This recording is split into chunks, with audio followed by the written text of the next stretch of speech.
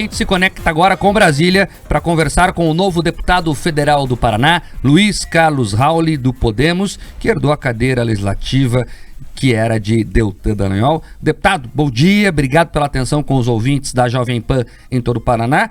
Eu já começo perguntando, deputado, o senhor conhece como poucos Brasília, é o seu 8º mandato aí na Câmara Federal, mas é a primeira vez que o senhor assume nessas condições. Como é que está sendo esse desafio aí? Bom dia, mais uma vez. Muito bom dia, Jovem Pan Curitiba, muito bom dia, Curitiba, e muito bom dia ao povo do Paraná. Prazer muito grande falar com vocês aqui da Jovem Pan. E então, é uma expectativa agora positiva, né? Depois de todo esse tormento que o Podemos do Paraná passou, né? Primeiro com a perda do nosso companheiro e amigo do Podemos, do Deltan Dallagnol. Depois a incerteza, a dúvida com relação a vaga do Podemos, que fez na última eleição 430 mil votos, 7,3% dos votos, o que lhe dava direito a 2,3 cadeiras. Acabamos assumindo uma só em outubro e diplomado em novembro, só o doutor Deltan, e eu fiquei como suplente dele, eu e mais 2 do Podemos. Então, quando foi diplomado, nós perdemos uma vaga e garantimos uma para o Podemos. Então, nós entendemos que esse processo acabou sendo confirmada a constitucionalidade do nosso direito, né, porque a questão do voto no Brasil para deputado federal, estadual e vereador, ele é proporcional. Então a Constituição é muito clara. O voto para escolher deputado é voto proporcional, ou seja, de chapa de candidatos dos partidos, né, que tem que cumprir cota de mulheres, de negros, tem que ter 30 candidatos mais um, nós tivemos 31 candidatos, votos de legenda. Então, agora, passado toda essa dificuldade, né, de interpretação, realmente volta ao caminho normal. Quer dizer, claro que foi um tumulto, o registro, foi uma situação mais inusitada e mais delicada que eu já vi na minha vida. Eu que tenho 50 anos de vida pública, eu já fui às urnas 19 vezes, disputei 16 vezes diretamente, 2 vezes em segundo turno e um terceiro turno inédito, que ninguém passou esse vexame de ter que ter 3 turnos por uma decisão da época equivocada do Tribunal Superior Eleitoral, que me fez disputar com um candidato que estava cassado. Então ele só cassou o candidato 2 dias depois do segundo turno de eu ter perdido a eleição para ele. Então, o processo eleitoral é um processo difícil, o mundo político é difícil, é diferente do mundo público, onde você faz um concurso público, você fica a vida inteira trabalhando, né? Faz um concurso só. Nós fazemos concurso a cada 4 anos. Pois não, tuas ordens. Bom dia, a gente, só para também atualizar aqui os ouvintes, estamos ao vivo de Brasília com Luiz Carlos Rauli, agora deputado federal pelo Partido Podemos, representando aqui o Paraná. Deputado, você tem um histórico já, né, na Câmara Federal, inclusive de forte oposição ao PT. Nesse momento aí, recentemente, em últimas entrevistas, o senhor chegou a comentar que não quer mais quebrar tantas pontes e mais construí-las. A gente lembra que boa parte dos eleitores do Deltan realmente, de fato, acabou elegendo ele por conta dessa oposição mais assídua contra o PT. Agora, como dialogar com esses eleitores do antigo ocupante dessa cadeira que também esperam, de fato, uma oposição mais firme contra o atual Executivo Federal? O perfil é o mesmo, né? É que a minha pauta é econômica, então a minha ponte é econômica, ela não é política. Eu não tenho nada a ver com o governo do Lula, né? Aliás, votei no Bolsonaro, deixo claro aqui. A minha pauta é pontual, ela é econômica, é diferente da pauta investigativa. Você tem deputados que fazem investigação e oposição cotidianamente, mas não tem uma bandeira como eu tenho. Eu sou o pai do Super Simples e do MEI, e eu aprovei o Super Simples e do MEI no governo do Lula, em 2006, né? Vamos dizer assim, nas barbas do governo Lula. A refária é suprapartidária, é do Congresso. Neste caso, agora, o governo apoia a reforma tributária. Mas lá atrás, o governo Lula 1 e 2, Dilma 1 e 2, eles não apoiaram a reforma tributária. Como o Bolsonaro também não apoiou a reforma tributária, né? E poderia ter apoiado, porque na campanha Bolsonaro prometeu que iria dar apoio ao projeto do Hawley. Ele gravou isso várias vezes, até usei esse material em campanha.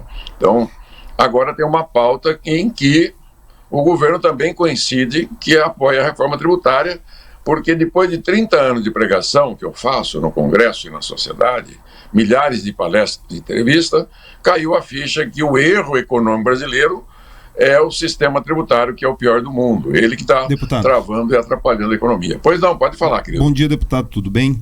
Eu queria aproveitar que o senhor entrou no tema da reforma tributária e trazer uma pergunta. Tem muita gente analisando que a reforma tributária ela é urgente, mas alguns dos modelos apresentados eles podem, inclusive, prejudicar alguns estados, prejudicar alguns municípios, principalmente com aquela questão do Fundo de Desenvolvimento Regional, que tira parte dos valores, né, do teto de gastos, privilegia algumas regiões, ou seja, fere um pouco da unidade federativa. O senhor imagina que esse tipo de medida está avançando mais do que outras? E aproveitar e emendar uma outra dúvida. Uma reforma tributária, né, acontecendo antes de uma reforma administrativa, ela não tende a aumentar a carga tributária para todo mundo?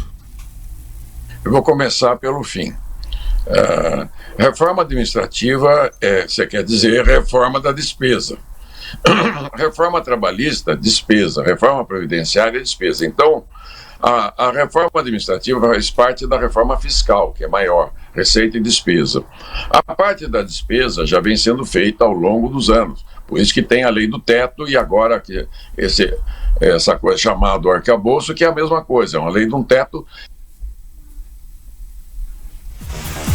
Deu um problema na conexão, a gente já volta com o Luiz Carlos Hawley, deputado federal do Podemos, que acabou de tomar posse depois da saída de Deltan Dallagnol. Ele explicava ali sobre a reforma tributária. Hawley, que é um defensor dessa ideia, inclusive o texto que está em discussão lá na Câmara Federal é boa parte da autoria dele.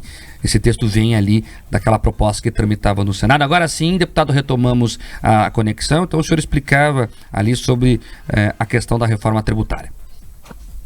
Então, a reforma tributária faz parte da reforma fiscal.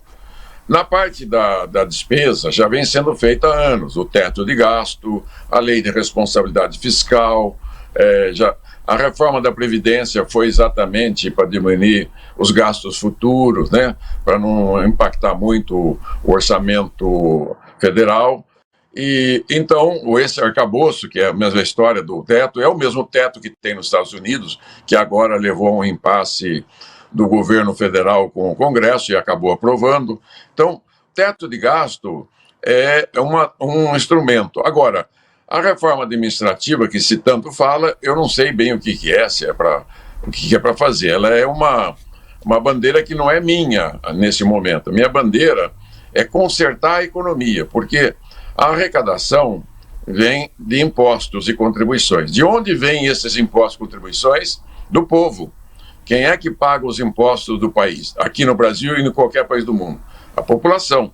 Então, o governo federal, estados e municípios tiram dinheiro da população. De que maneira que ele tira o dinheiro para os impostos? Porque imposto é imposição. Ele tira do imposto patrimonial, IPTU, IPVA, ITR, e os dois impostos de transmissão, que é muito pouco. Esse imposto, 5 impostos, dá 4,5% da arrecadação nacional. A segunda fonte de arrecadação é o imposto de renda, que tira o imposto do salário, dos aluguéis, dos juros, dos royalties, e deveria tirar também dos dividendos, e não tira. Então, é uma fonte também pequena, dá menos de 21% da arrecadação nacional. Somando o patrimônio e renda, dá 25% da arrecadação brasileira. Isso eu estou incluindo sempre a arrecadação federal, dos estados e municípios. E 75% da arrecadação está sobre os preços dos bens e serviços. Tudo que as nossas famílias brasileiras, da mais pobre à mais rica, consomem, os impostos e contribuições da folha, tudo está dentro dos preços. Então, resumo, quem que paga o imposto, a maior parte, são as famílias. Mesmo o imposto de renda jurídica que a empresa paga, ela só paga depois de ter oferido lucro de vendas de bens e serviços para a população. Então, esse 75% é a pior forma de cobrança de impostos do mundo. acaba tendo uma sobretaxa de tributação de mais de 20% que não entra no cofre do Tesouro. Nesse 75% da arrecadação, que dá hoje 2,5 trilhões por ano, tem uma sonegação, né, e renúncias fiscais de mais de R$1 trilhão. Então, e uma sonegação de 800 bilhões. Então, o que se trata essa reforma tributária? Trata-se de viabilizar um sistema justo, cobrança eletrônica em tempo real, como é o PIX, não mais fazer esse ato declaratório que custa 200 bilhões por ano, acabar com a inadimplência. O que é a inadimplência? Quando a empresa declara que vai pagar e não paga, ela fica devendo, chama inadimplência, que gera hoje uma dívida tributária de 300 bilhões por ano e um estoque de dívida de 4,5 trilhões por ano, 45% do PIB. O contencioso tributário, jurídico e administrativo, que tanto está na administração quanto no judiciário, de 75% do PIB, 7,5 trilhões. E uma sonegação, porque o PIB brasileiro hoje está em 10 trilhões, só que tem 2,5 trilhões que estão na informalidade, não são contabilizados, que gera uma sonegação de 800 bilhões, porque se a carga tributária é 33%, 33 de 2,5 dá 800 bilhões. Então, acontece que no mundo inteiro não tem espaço, eles não dão incentivo fiscal nos preços dos produtos como no Brasil, porque quando o governador, o presidente da República dá incentivo fiscal para uma empresa, quem paga esse incentivo? O consumidor, está dentro do preço. Quando a empresa recolheu o imposto, já cobrou do consumidor e deixa de pagar, está dentro do preço. Não é isso? Então, o que a gente tem que fazer é um sistema enxuto, um imposto único na base do consumo, uma cobrança automática, como é o PIX, como é o TED, como é o DOC, que é feito em cobrança em tempo real, e não entra mais o dinheiro dentro da empresa, e a empresa não tem mais a obrigação, no final do mês, fazer o ato declaratório e pagar o imposto. Toda essa parte contábil será feita eletronicamente, como no cartão de crédito, como na sua conta bancária. E depois, como ainda vai ter sobrecarga de... Só acabar o raciocínio, sobrecarga de impostos para as famílias de baixa renda, nós estamos criando uma devolução personalizada para as famílias pobres, que chama cashback. Então, eu resumi para você o novo modelo de sistema tributário. Aí posso falar dos outros pontos, se vai dar prejuízo ou não. Deputado, mais rapidamente aqui, o slogan que vem se vendendo é que essa reforma tributária vai simplificar a cobrança de impostos no Brasil, que é mais do que necessário. Mas, ao mesmo tempo, a gente vê o texto ali que traz algumas dúvidas. Vou perguntar aqui uma delas. O IBS, por exemplo, Imposto de Bens e Serviços, ele vai ser gerido por um comitê com representantes de estados e municípios. Né? Pergunta básica aqui. O Brasil tem mais de 5 mil municípios. Nós teremos quantos representantes desses municípios? Como é que vai funcionar isso? E mais, né? A população vota no prefeito e no governador, mas vai acabar ficando refém de burocratas para definir a alíquota? Como é que vai ser isso? Interessante, né? Porque hoje é pior, né? Cada município brasileiro é dono do ISS. Então, aí hoje é uma bagunça, né? Tem 5.570 leis, 27 estados fazendo leis e o governo federal fazendo leis. Da Constituinte até hoje, foram emitidas mais de 430 mil normas tributárias. Bom, com o IBS e o CBS vai ter uma lei só. E o comitê gestor, um só, no lugar de 5 mil e tantos gestores, 27 gestores. Então, quando eu criei o Super Simples, em 2006, implantou em 2007, o Super Simples beneficiou a micro e pequena empresa e os MEIs, que hoje são 7 milhões de microempresas e 14 milhões de MEIs, que gera 75% dos empregos do país e 30% do PIB.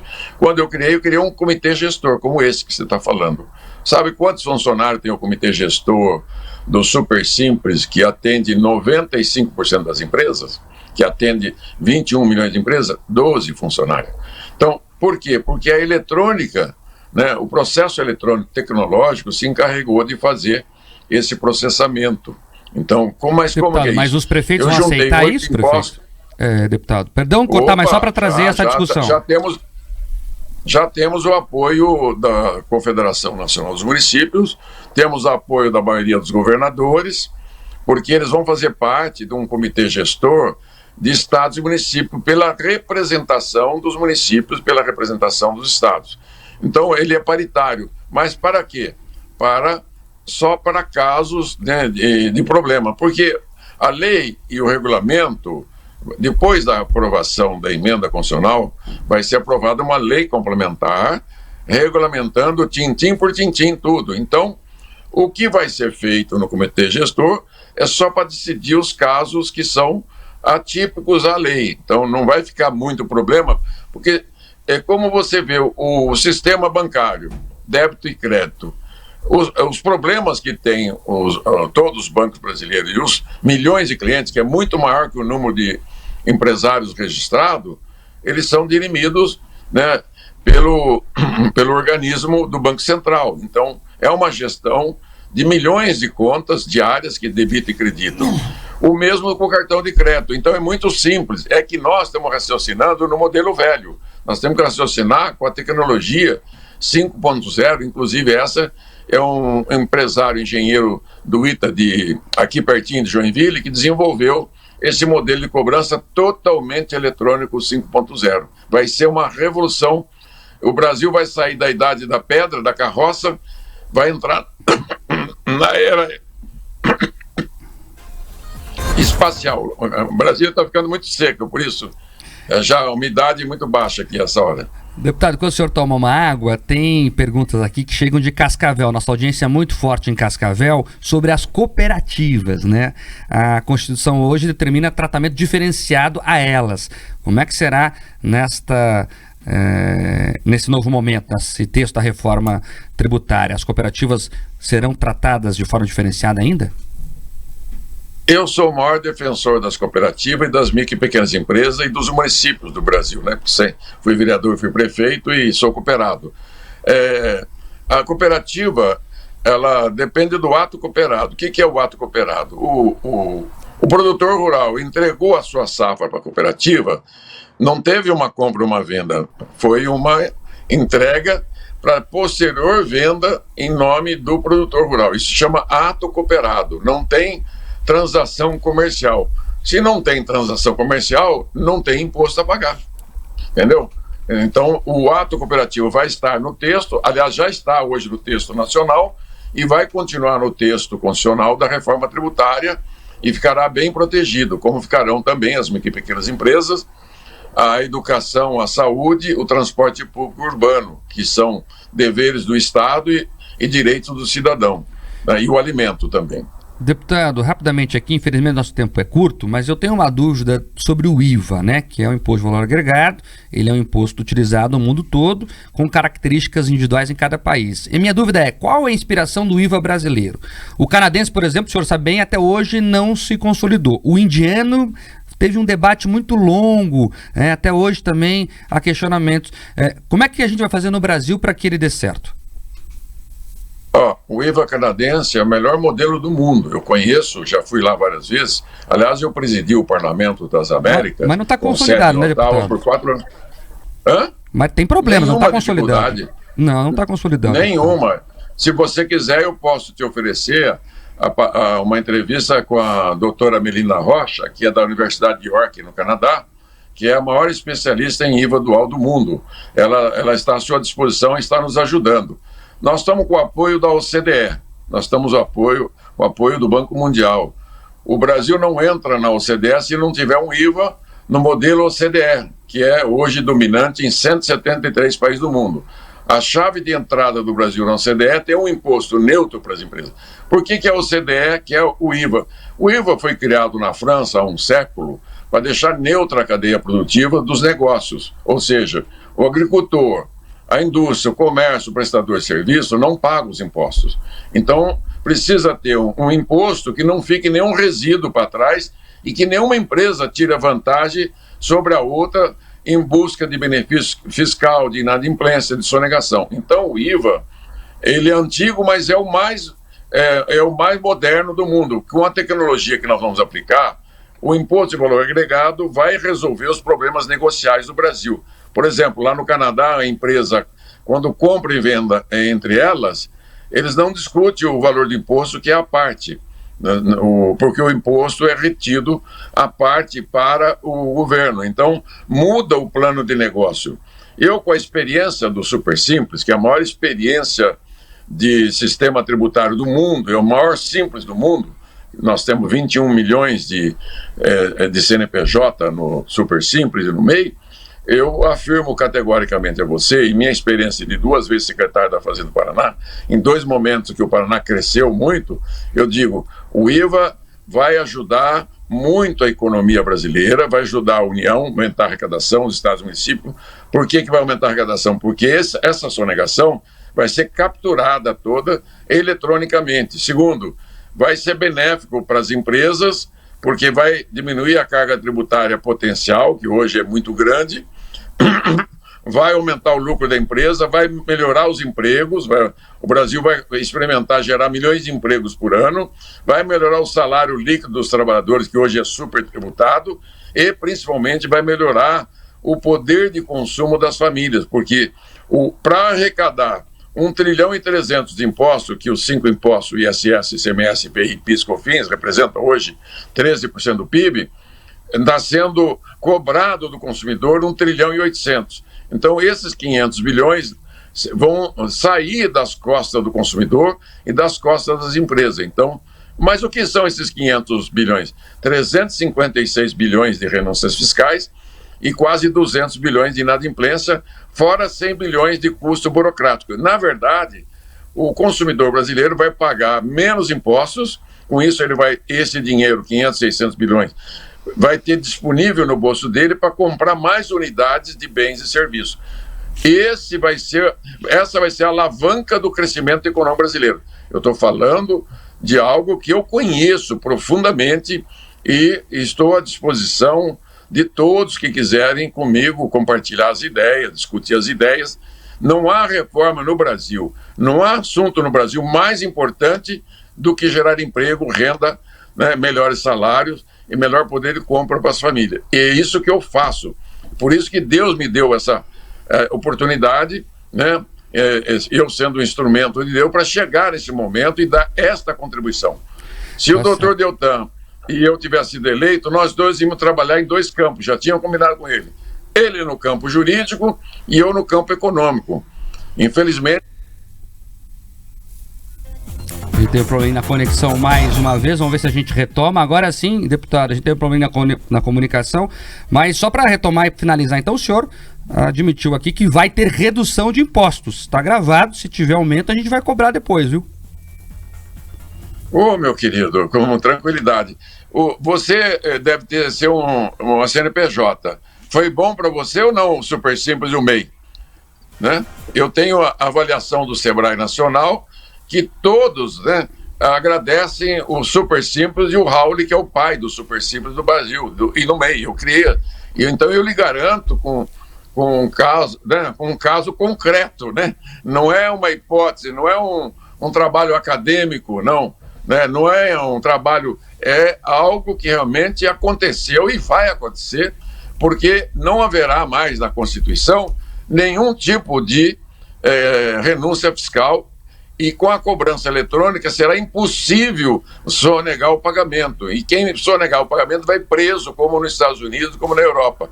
Imposto não foi feito para ser sonegado e nem para deixar de pagar.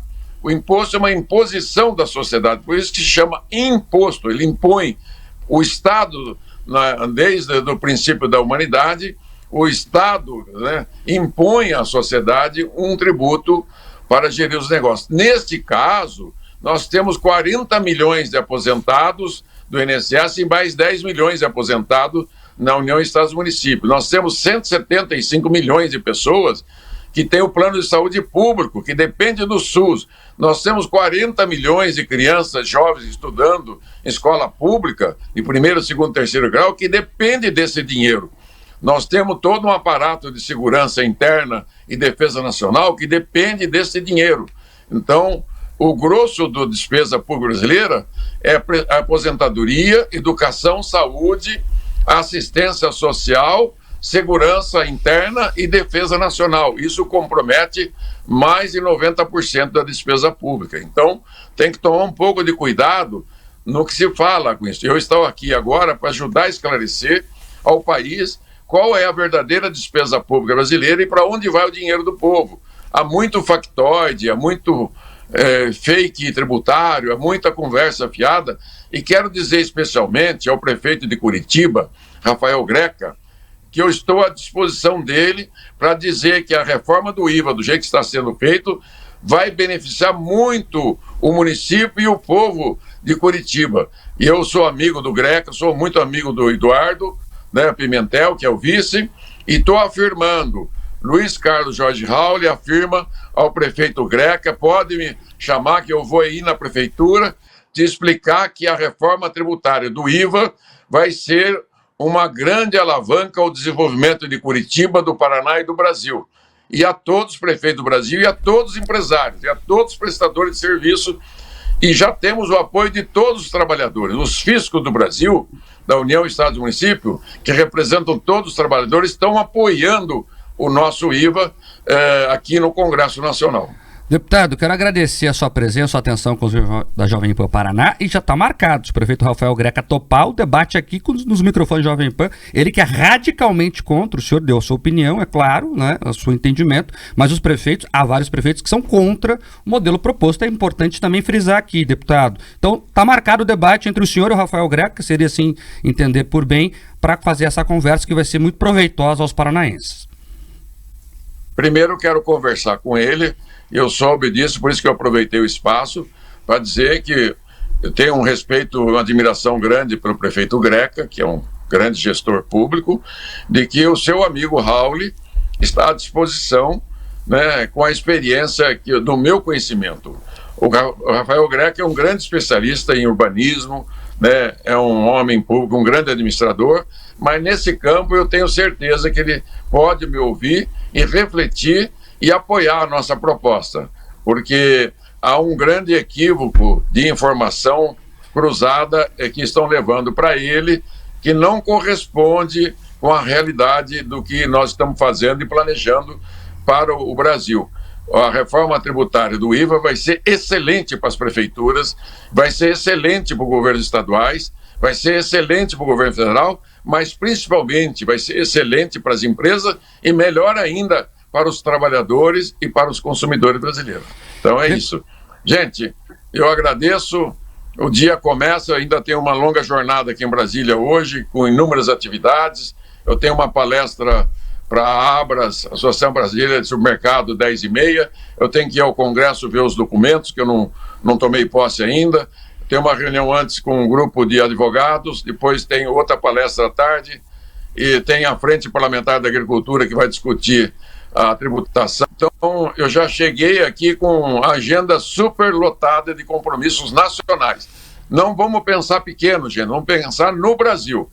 Eu quero ajudar o Congresso, meu compromisso e o Congresso é o povo. Eu não quero saber, né, tem lá deputado de sobra para ficar fiscalizando o governo e denunciar o governo. Então, nesse momento, eu quero ocupar meu tempo, meu conhecimento, é isso que eu fui determinado para fazer, para ajudar o nosso país, esclarecer, tirar os medos e as dúvidas e aprovar essa reforma pelo Congresso Nacional, como eu fiz com o Super Simples, pelo Congresso Nacional.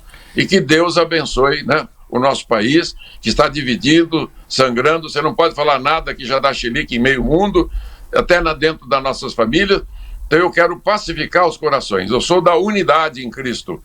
Eu sou membro do Movimento Focolarino Mundial, que é um movimento político de unidade que busca a unidade entre as pessoas, entre os homens públicos do mundo inteiro. Nós pegamos as virtudes das pessoas, não os defeitos delas, porque se procurar os defeitos, sobra muito pouca gente. Tá certo, deputado Luiz Carlos Rauli, novo deputado do Paraná, lá no Congresso Federal. Mais uma vez, obrigado pela entrevista e até a próxima.